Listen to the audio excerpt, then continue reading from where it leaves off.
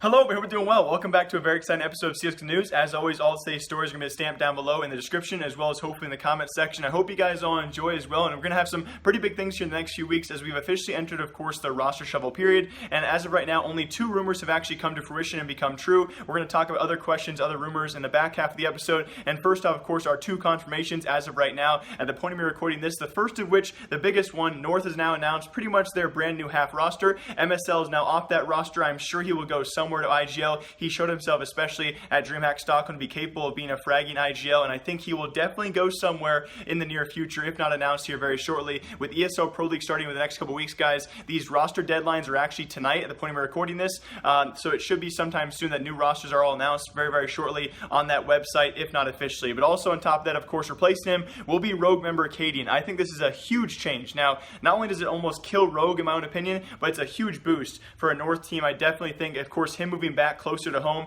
He was definitely moving over here in America, one of those guys. If you remember when they actually made the major, he showed that phone call of him and his mom on the phone, and they were FaceTime and he was crying. I think it's going to be great for him to actually move closer to home. Alongside him will be Gaede joining that roster. He was actually on loan to OpTic, and he will now rejoin that roster. They've already played their first best of 3 yesterday. It's going to be against Epsilon. They already won that best of 3, and the 2 maps they won. It was a 2-1 series, but not very close at all. The map they lost was actually very close, I believe Mirage, and the 2 maps they won were very dominant, especially for a first-time IGL for that squad. Gaede coming in and Gaede coming back after a few months. This roster has a lot of potential. I think, minorly equivalent to what they were before, but definitely I think a slight boost here, and I cannot wait to see how Gaede does. This guy has been a grinder his entire time, and his time with Rogue, pulling them up to where they were actually making the major, definitely solidifies him as a great IGL as well as an opper, and that's the role he will fill there. I'm excited to see what they can do, and I think it's definitely an improvement, but that leaves a lot of doors open for other teams out there who were involved. The first of which, that being Rogue. When you try and think about an American player out there who can actually op an IGL,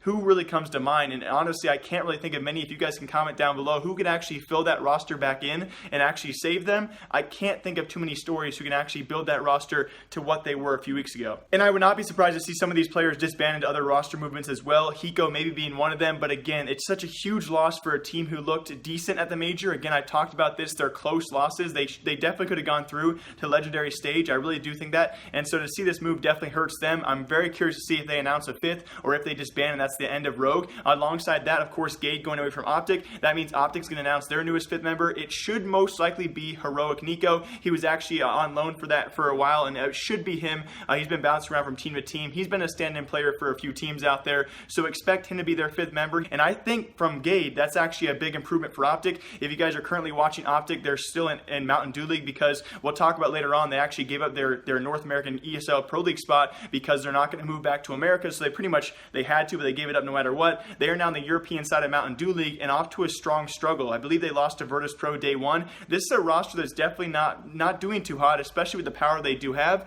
I think a roster that has potential. If they grab Nico, definitely an improvement here for North, an improvement here for OpTic, and I think the only team that loses here is actually Rogue. And then very last thing, confirmations. I know I'm a couple days late on this. Of course, Cloud9 has permanently announced Flusha to the roster. I think also a big improvement there. I'm very excited to see, and again, you guys actually caught on this before I did. If you guys remember back in Fnatic days when they first announced Golden, and then a few months later, before they kicked him, it was actually Flusha, I believe, the only person on the roster who allegedly wanted him to stay on that roster. So a lot of you guys saw this coming, him going to Cloud9 permanently. It will be him and Golden alongside those other trio, and I'm really questioning where these guys go. It does seem pretty permanently. If you guys are watching ESL New York, it does seem like Team NRG are officially the top 2 North American team besides Liquid, and Cloud9 is solidly in that 3rd place spot. I really do like the addition of Flusha, though. I think definitely an improvement there for the team, and I'm very excited to see what he can do on that roster. And also very lastly, of the rumors that have been slightly confirmed here, we actually have Ryu leaving the Renegades coaching spot. He's actually stepped down. He'll be pursuing other talents out there, other opportunities. Who knows exactly what that will be. And he does pretty much confirm in his post other changes are happening. According to Decay, guys, that roster will be going fully one nationality. So apparently J-Keem and Nifty are leaving that roster.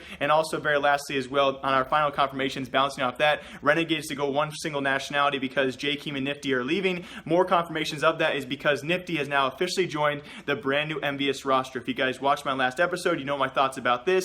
They grabbed this roster because they have an ESL Pro League spot, and I feel very strongly if these guys cannot retain that ESL Pro League spot, this roster will not last very long. So that does mean, of course, the X-Splice core roster without Davey, they're going to have Semphis, Drone, as well as Cutler. That three-man squad can actually retain that ESL Pro League spot, joined by JDM and Renegades Nifty. That does mean 2 primary oppers, but I believe based off rumors that Nifty is apparently the one who doesn't want to actually primary op, and so JDM will take the primary opping role. I have so many question marks. First of all, you look at the main core, right? The main trio. Yes, you guys can say all you want during ESL Pro League or even afterwards. These guys can change out at least 2 of those guys, but either way, no matter what, the Splice trio, you look at what they've accomplished, especially in North American Pro League before being in relegation, it does not look too hopeful. And on top of that, you look at Nifty, okay, a very promising guy there, but taking him away from the opping role, is that the best call? And the final question mark, and again, I'm not trying to diss on this new Envyus roster, guys, not at all. I believe in them, I have hope for them. They're a North American team, so I'm going to cheer for them. But very lastly, we have not seen JDM in competitive play ever since February, 7 months ago. This roster has the biggest amount of question marks around it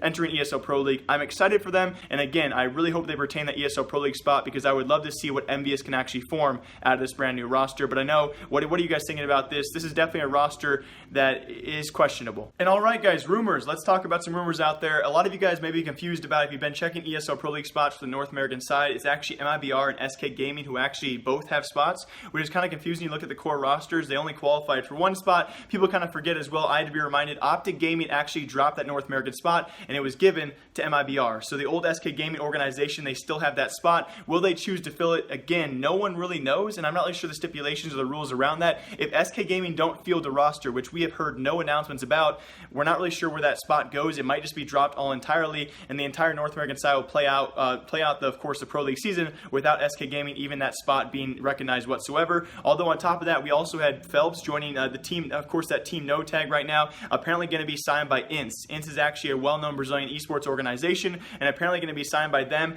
We also had Phelps delete a couple posts about him playing in Pro League, so I'm not necessarily sure if ESL Pro League would give INS the new Brazilian spot. It wouldn't really make too much sense because they didn't really qualify for that, and they're not even Mountain Dew League, so I'm not really sure the question marks around that, but it does seem SK Gaming, if they choose to field the roster, they still have that Pro League spot if they choose to do so. On top of that, we also have rumors about Mouse Sports allegedly going to be trying to replace Oscar. Where Oscar would go, again, there's so many open doors for a lot of pro players out there, so that was another roster news out there that could be happening in the future. And there's also been news about Oscar, who's also tweeted out things about there was definitely communication issues when Snacks joined that team, so it does seem pretty apparent that, of course, if you guys have been watching these tournaments as well, ESL New York especially, Mouse Sports is not necessarily the team we saw a few months ago. Definitely struggling. They managed to actually have a win later today against Gambit. They had a comeback against them in the best of 3, but still not the same potential we saw a few months ago. So again, a lot of open doors for teams out there who could be changing their rosters. And very last in this short episode of CSGO News, I do apologize. By Monday's episode, or maybe by Sunday, we're going to have a lot more confirmations here, so we'll talk about these roster moves. But very lastly, for all of you people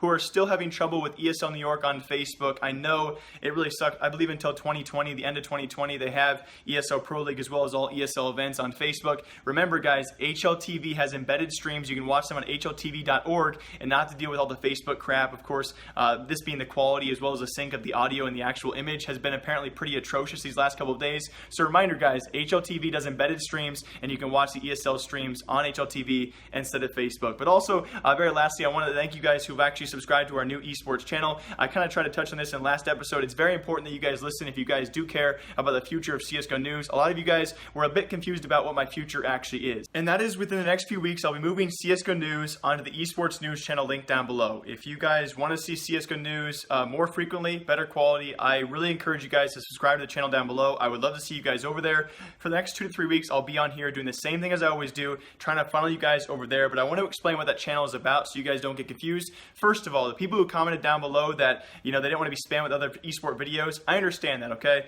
I do want to clarify, on this eSports News channel, what's likely going to be is daily eSports News videos, but it will not be more than 1 or 2 eSports videos a day, but I will be covering 6 different eSports. One of them will be CSGO News. I'll be doing the exact same style for CSGO News on here as I will be doing on there, but I'll be doing that for different individual eSports. So for all of you guys who are commenting, Jake, I love your CSGO News, but I don't want to watch Fortnite news, I don't want to watch Dota news, that makes complete sense, but I'll be doing individual eSport videos. I'll be doing individual videos for CSGO, for Dota, for Fortnite, and again, again, it's not going to really be spam videos. It's going to be probably a daily video every now and again. And again, it'll probably be more frequently for CSGO news as well, because I'll be covering every breaking update and hopefully as frequently as possible. So I want to explain that to you guys. And again, what I'm doing right now on this channel, I will eventually stop doing. I'm going to transition into other stuff out there. I would love your help on that. Should I do gameplay? Should I do commentary? Should I do some sort of funny videos? I don't know what I'm going to do on this channel, but I need your help, guys, because eventually for the prolonged future, I'll be moving CSGO news